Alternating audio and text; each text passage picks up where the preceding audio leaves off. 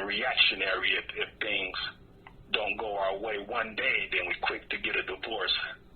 But I would hope that there's a lot of people out there that we may not just know about, and are just need to be exposed. And that's the thing. The media, they choose what they want to expose and what not to expose, and it kind of gives us a picture of, and the picture may not be accurate. It gives us a picture of what the society is all about, and it may not even be true. It may be a whole bunch of us out there that's holding down solid relationships, but that's just not the focus of, as they would say in the reggae genre, of the Babylon system. Well, I looked in my phone and I did like a survey, and okay, out of 194 people in my phone, 46% of them are married, and 24% is either coupled or married. So that's a total of 70% of people that's just in my phone, a little small sample of that's in a male and female relationship. And 40 of that 70%, 46% are married. So that's a kind of gives me a reflection of, it's a small sample of people, 194 people, but still, it gives you a sample of there's more relationships. Now, the quality of the relationships may be kind of shaky, but people are together. 70% of people are in male and female relationship, either coupled or married or just married. So yeah, man, it's interesting. It's interesting. It's good to talk to more people and get a broader scope of what's going on, because we could get. I know I could get caught up in my own little world, but it's good to talk to people and find out more things. And then when I do these surveys and little studies like that kind of helped me to see that, okay, I see a broader picture of what's going on. So that's good, man. So let me get back to the questions. As a matter of fact, we are on the last question, and then after this question, I'm going to ask you, do you have anything for me you wanted me to touch on, and then we can get into your book. Okay, so what can African people do to change their conditions in the United States and abroad? I think that the rest of the African world is waiting on Black America. Once we get our situation straight, then I think the rest of Africa would be even in a better position than they are today. So one of the things I think that we can do is to set up some sort of government within this American context that we find ourselves in, a national black government system. I don't know, you ever watch Tavis Smiley's The State of the Black Union? You ever watch any of those shows? Yes. He used to have yeah, and he used to bring together, the most dynamic, heads of organizations, black organizations, into one room and hold discussion on the state of the Black Union. And when that was canceled, I kind of was heartbroken. But something like that, institutions that kind of bring us together, organize us, put us in one room where we can sit down and talk about our issues. in the direction that we need to go in. And out of that, we could even have elected officials. You know, we could select a prime minister who can determine black policy, you know, and who has the ear of the people. We can have a parliament that comes out of something like that answers directly to the people. And then they report back to the governors and the ministers and ultimately to the prime minister, who can, like I said, you know, determine economic policy, our politics. You know, who could be a liaison, who can go and talk to, you know, to the white power structure and say, look, you know, I got 40 million black people backing me, and this is what we want. and so, you know, I need you to listen to what I have to say, as opposed to just a bunch of individual efforts, you know, scattered efforts. And you know, when you just have a bunch of individual efforts, then your power is somewhat diluted. So I think that if we had some type of black national governmental structure, sort of like, you know, what the Zionists did before they formed the state of Israel. They formed the Zionist Congress in Europe, and they had elected officials from all over Europe that represented the so-called Jews in Europe, and to determine their policy. And their policy was that they wanted a country for themselves. And based on that organizational structure, they set out to make that a reality. Now, do I agree with, you know, what they did in right there in Palestine? No, I don't agree with it. I don't believe they are the real Jews. I think they, you know, should have solved their problems there in Europe, because these are European peoples inserting to themselves into the African world. But, you know, just looking at various models and kind of going on to what we were talking about about history, once we see how other people have gotten their problems straight, then we know how we can get ours straight. So one of the things that we are lacking is our own national black government organizational structure with elected officials that represent the causes of 40 million black people. And once we get our situation together, then I think that Africa would be very appreciative. There would be a mutual benefit for all African peoples, no matter where we are. But I think, you know, that the rest of the African world is waiting on Black America to get our act together, so that we could finally put the finishing touches to the puzzle. Right now, the puzzle is incomplete, but once we get our situation together, I think the puzzle will be complete. That's very interesting, man. You know, when you take a host of people out of their homeland and enslave them, and then, you know, we have to scrap to get to the position where we are today. And once we get there, we're in this position. Now we need to come up with a formula, and you're presenting one right now. That'll be interesting for some of the, you know, the people that have organizations to listen to that point of view. That'll be very interesting. Now we putting this out on YouTube, and you know, people hear it, but I wonder who would gravitate to that idea. It sounds pretty, you know, it sounds like it's something that could be done.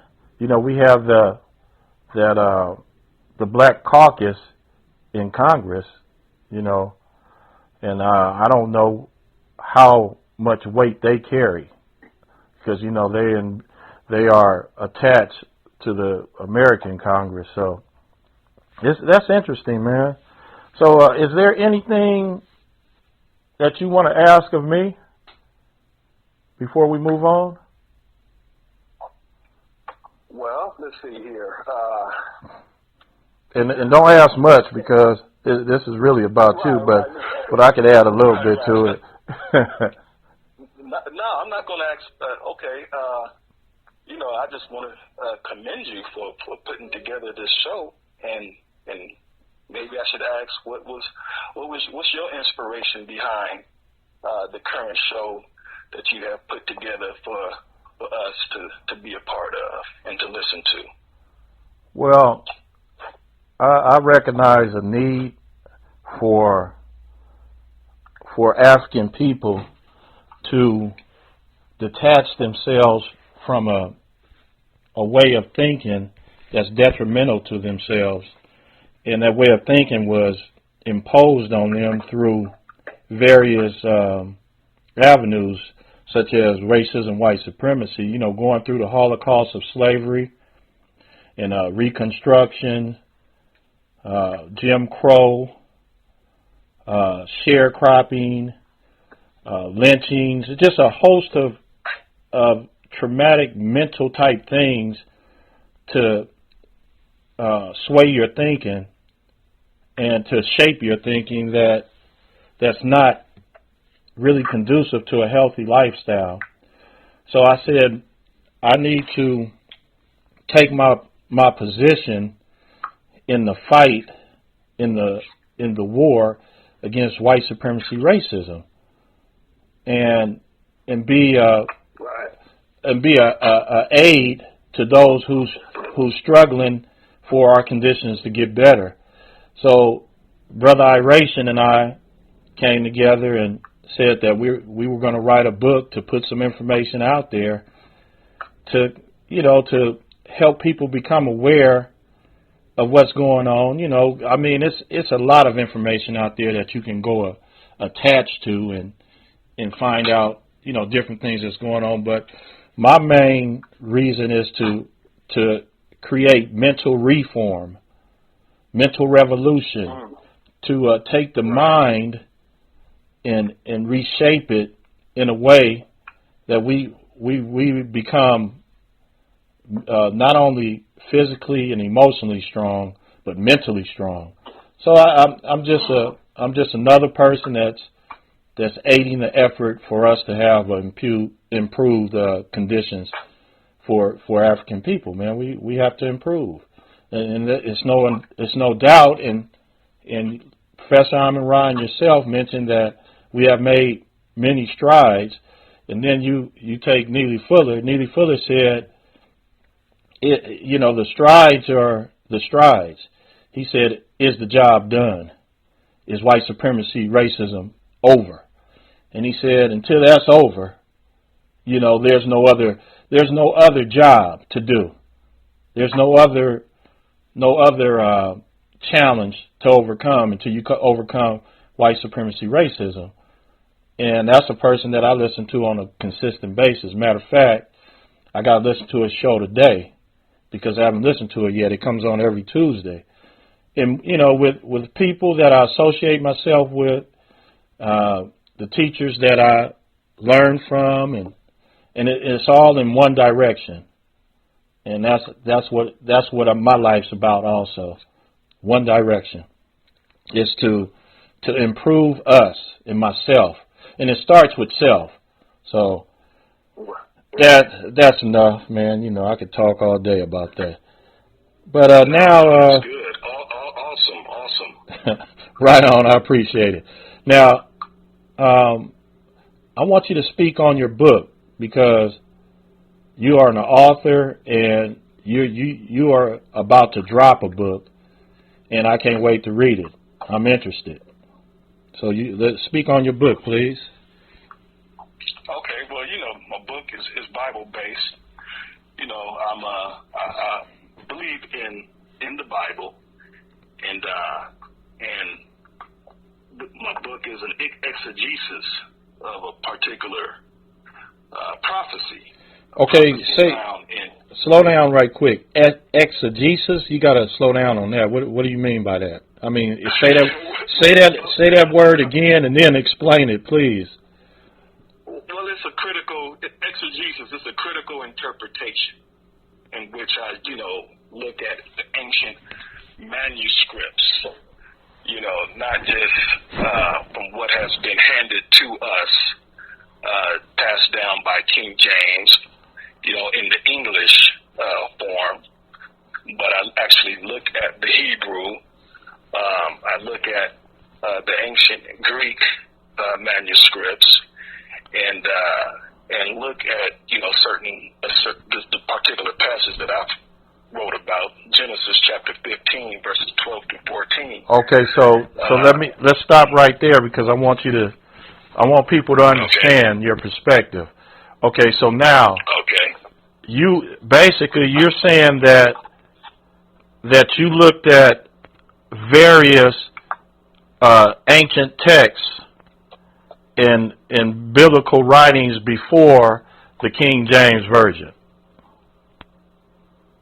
Right. Okay. Right. Keep going.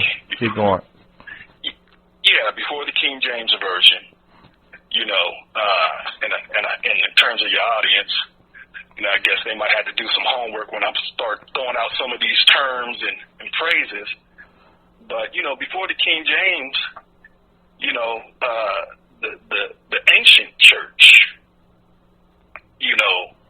during the time of Yeshua, they had what you would call the Septuagint, which was written probably about 200 years or so before Yeshua, a.k.a. Jesus, even came upon the scene. So I look at that text.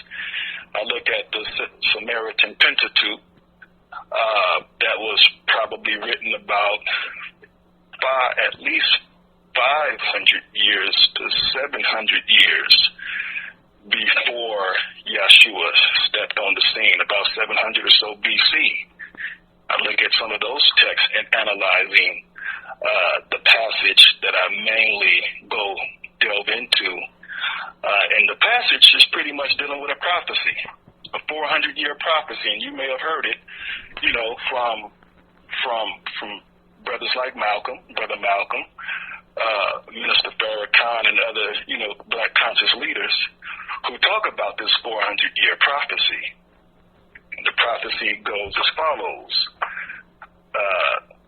that know of a surety that thy seed shall be a stranger in a land that is not theirs, and shall serve them, and they shall afflict them for 400 years. And also that nation whom they shall serve will I judge, and afterward shall they come out with great substance. So, I pretty much look at that prophecy, and I look at the African American experience, and I see similarities. Now, for me, the prophecy reads like a mirror. It looks, it's like a mirror to the African American experience. We were enslaved, and after enslavement, we have continued to be afflicted even unto this day. And just recently, last year, from 1619 to 2019, was the 400-year anniversary.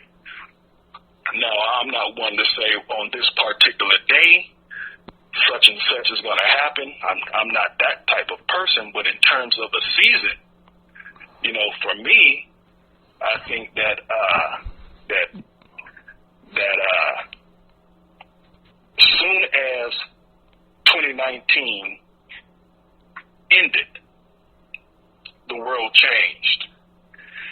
With COVID-19, some of the protests that you see.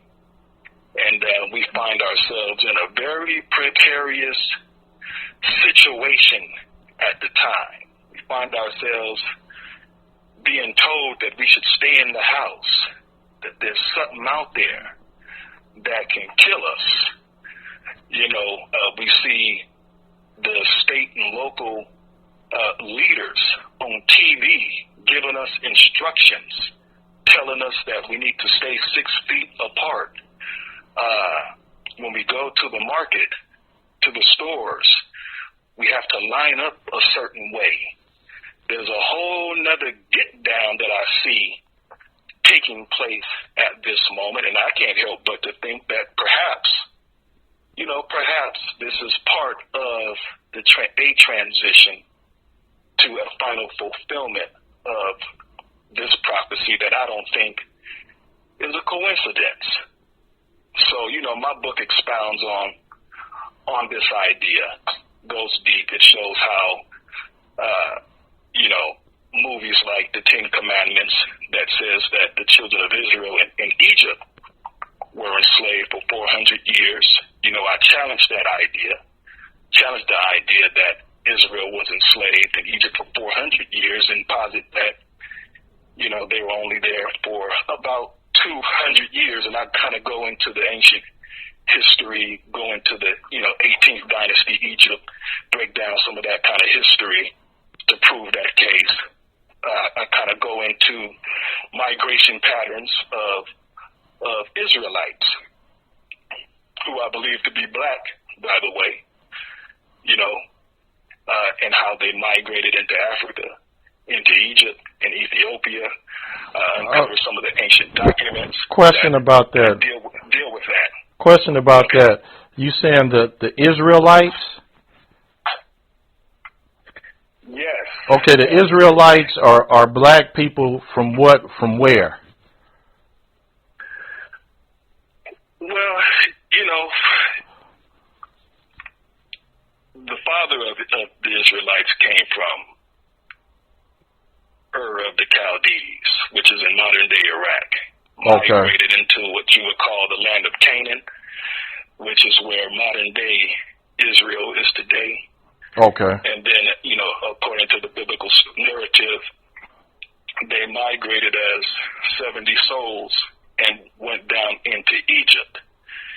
And Egypt was the womb from which they became a mighty nation, and then, went back into the land of Canaan and settled, and which I consider to be Northeast Africa. Part of the land of Israel today is on the African continent plate. If anybody who knows about, plate tectonics, part of Israel is on the African plate.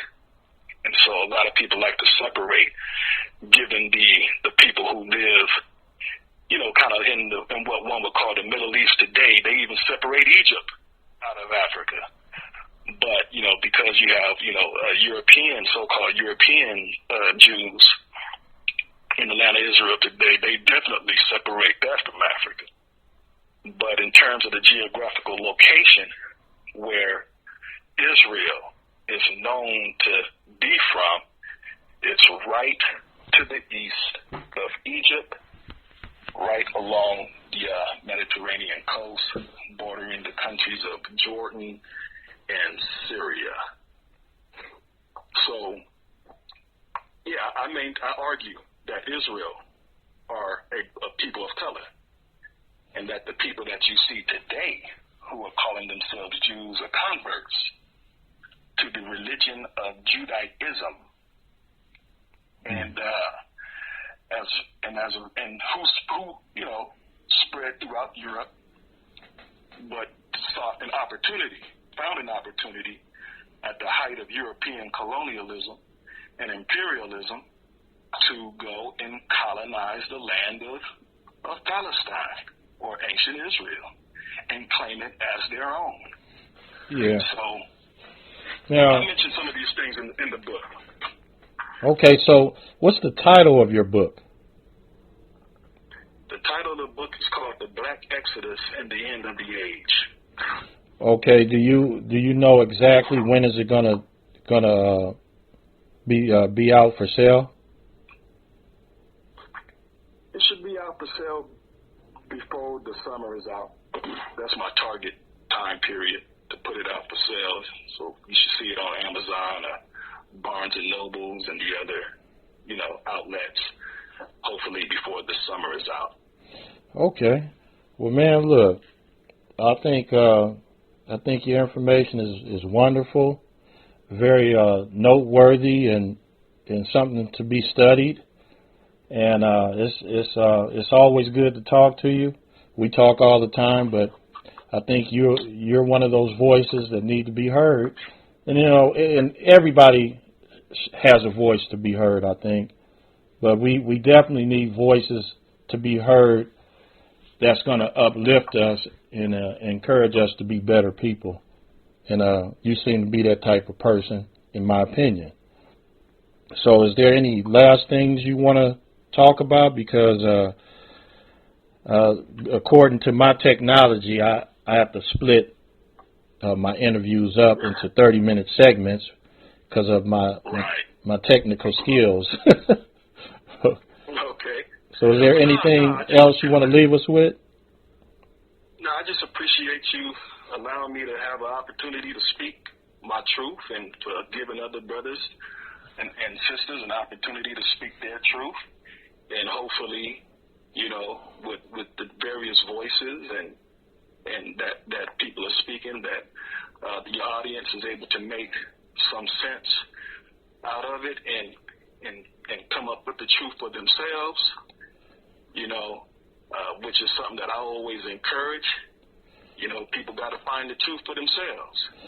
Well, you know, yeah. We can share information, you know, but it's not for me to hammer it over anybody's head, but, you know, to take the information, go out and research it, and see if it makes sense to them. Yeah, well, I know that when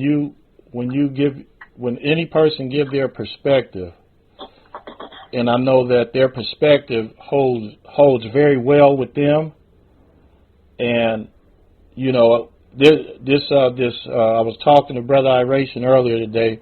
This venue right here is for people to you know, put themselves out there in their information, and people use it the way they want to use it. And the thing is how can we apply what we hear for us to get better? The application, we got to get better, and you know, people are getting better, because you know why? If I could become a better person, somebody else can become a better person, and then be a positive addition to the earth versus, you know, a negative addition in which we have a system that is negative towards all people of color. So, brother, I appreciate you. I really do. And we're gonna keep the information rolling. Yeah, all right. I appreciate you too. All right, Brother Iration. I know you were silent, but I just want to say thank you to you too, and may y'all bless. Yes, sir. Blessings. Very good job, gentlemen. Oh, Iration, you came on in there, huh? Hopefully we could hear you. Yes, sir. All right. Man, that was beautiful, man. Beautiful. All right. Well, all right, brothers. I'm gonna go ahead and sign out, and we gonna keep this going. Rastafari. All right. All right. Peace out, y'all.